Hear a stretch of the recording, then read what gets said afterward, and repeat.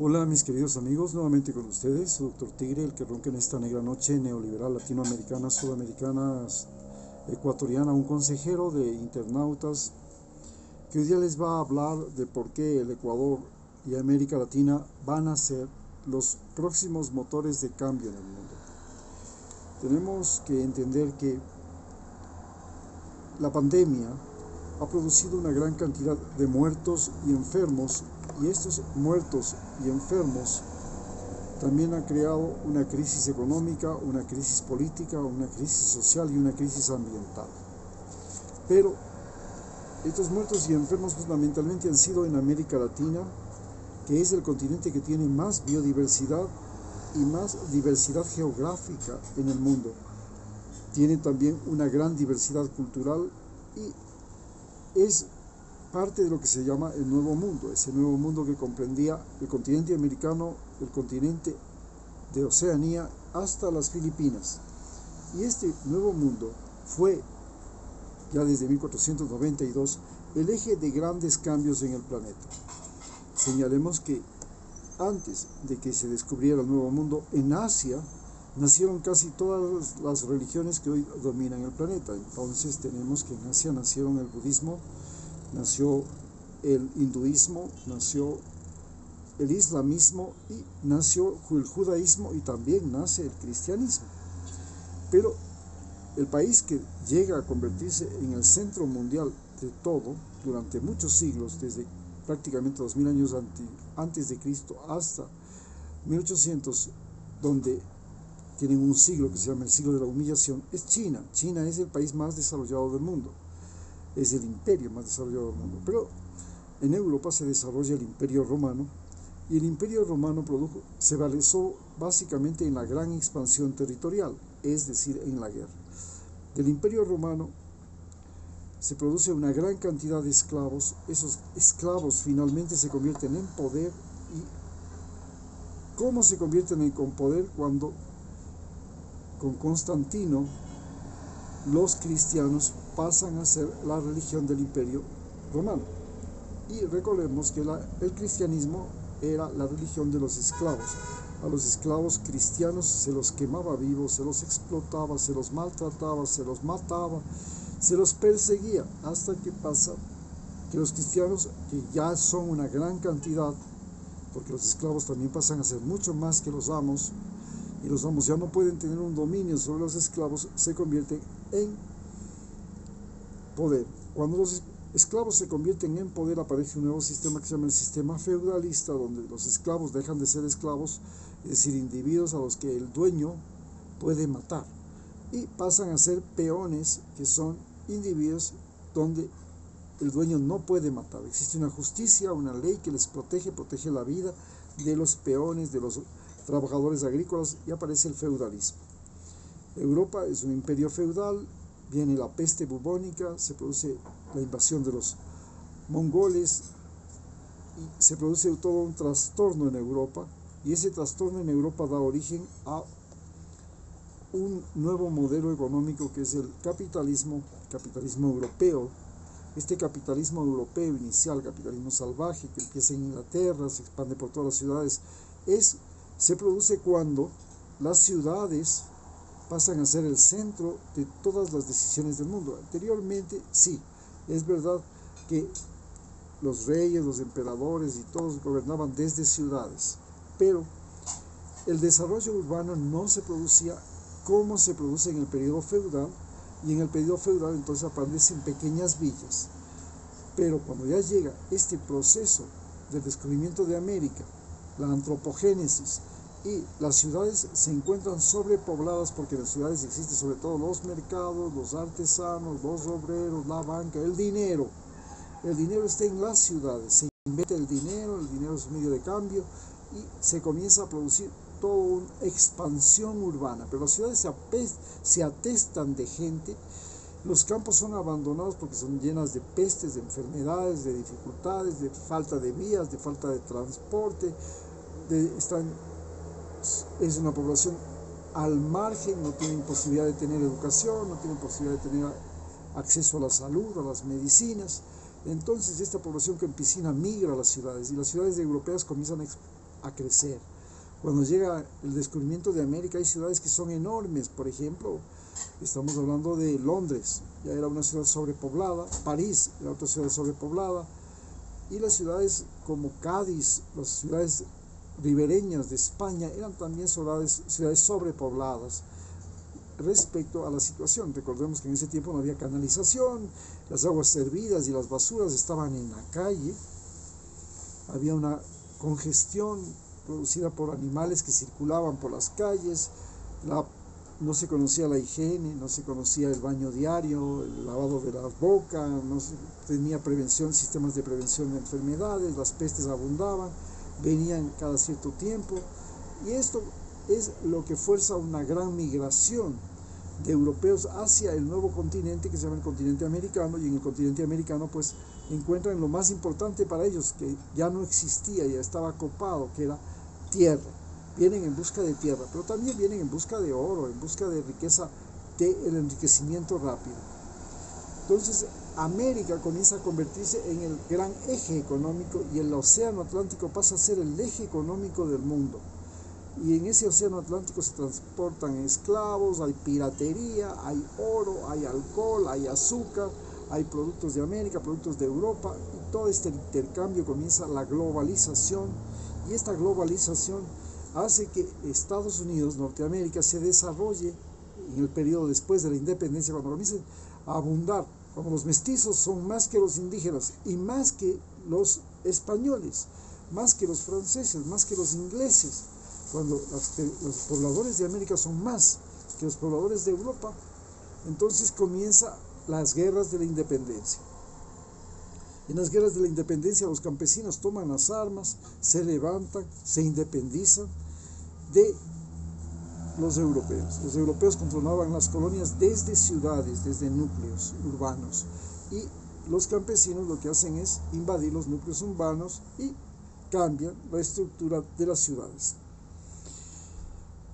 Estados Unidos se desarrolla, pasamos de tener peones a tener obreros, trabajadores en las empresas, especialmente en Norteamérica, donde se desarrolla la industrialización, que empezó en Inglaterra, pero llega a su gran expansión en Norteamérica cuando Estados Unidos se convierte en el gran productor de máquinas, en el gran productor de acero, el gran productor de petróleo, descubre nuevos usos del petróleo, nuevos usos del acero, descubre nuevos usos del plomo, de los metales, de los materiales, llega un desarrollo tecnológico espectacular y comienzan a nacer todas estas empresas transnacionales, este comercio internacional, y ellos comienzan a ser ya un peso pesado que compite con los poderes de Europa. Llega la Primera Guerra Mundial, se matan entre los poderes europeos, entre los imperios, llega la Segunda Guerra Mundial, vuelven a repetirse la matanza entre los mismos imperios europeos, pero ahora ya entra Japón además, y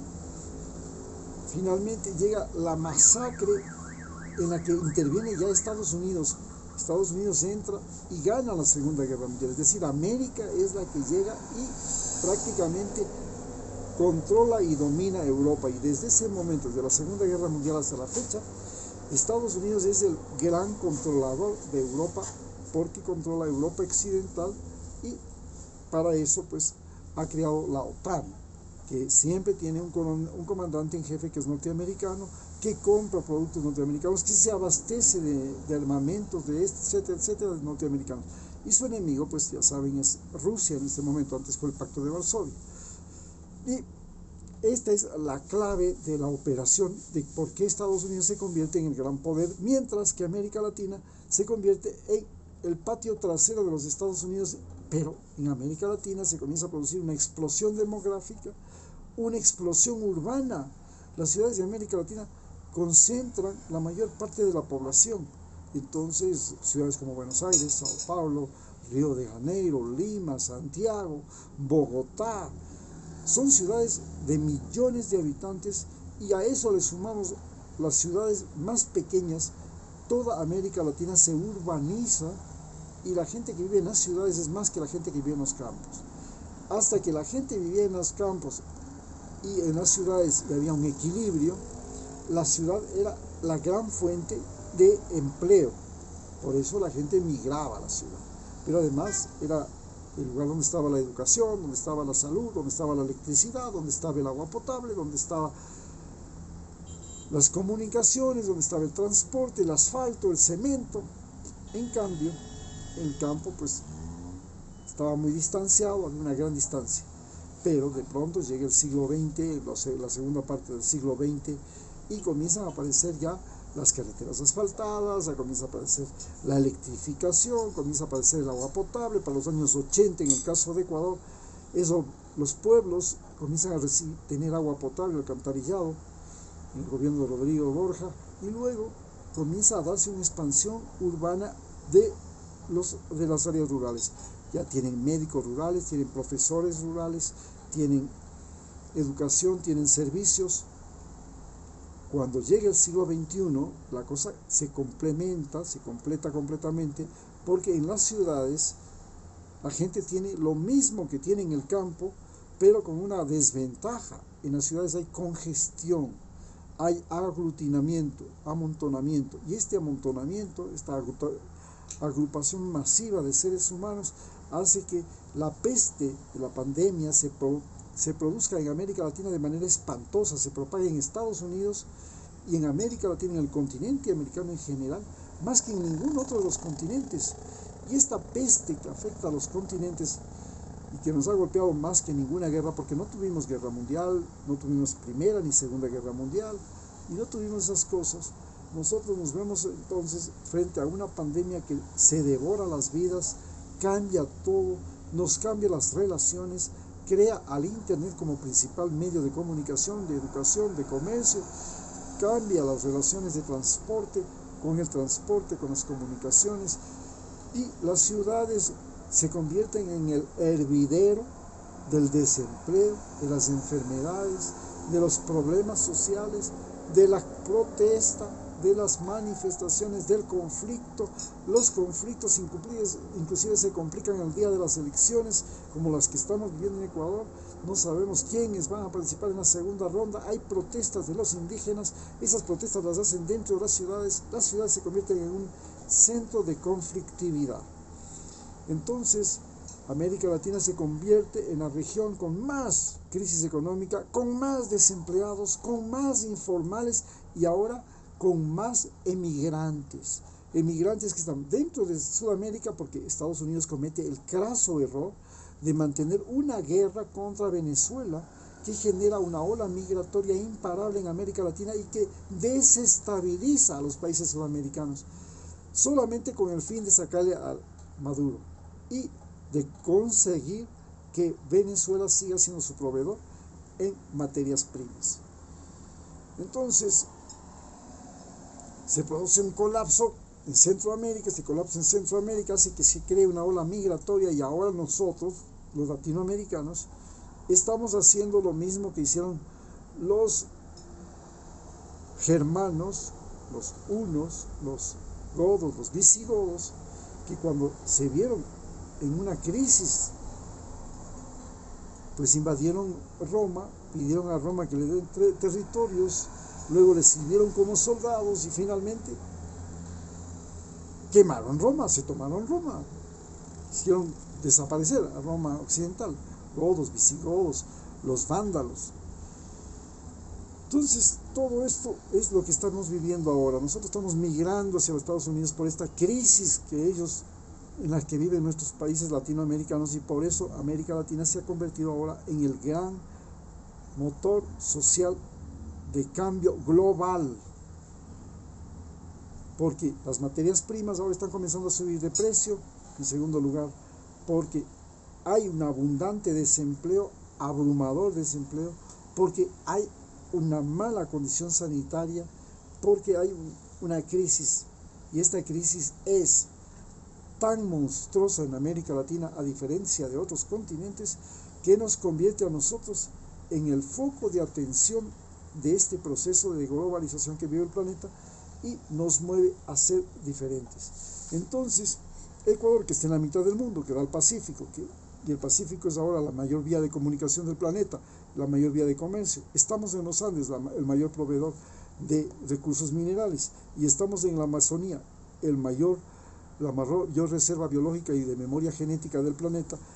está colapsado el Ecuador.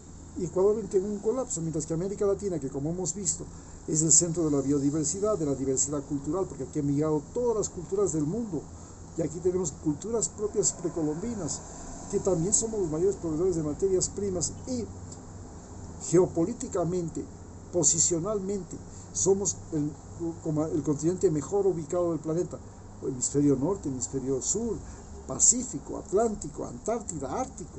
Esto nos da la capacidad de ser el eje de un nuevo orden económico mundial, en tanto que el mundo, como ya vemos, se enfrenta a un problema de mala distribución de la riqueza, donde el 1% de la población mundial tiene más del 50% de lo que tiene el resto de todo el planeta Tierra. Esta concentración de la riqueza y multiplicación exponencial de la pobreza después de la pandemia, con una extinción imposible de detener y con un cambio climático que aparentemente ya es indetenible, hace que el planeta Tierra sea más susceptible a catástrofes humanitarias, catástrofes ambientales, catástrofes económicas como las que estamos viviendo.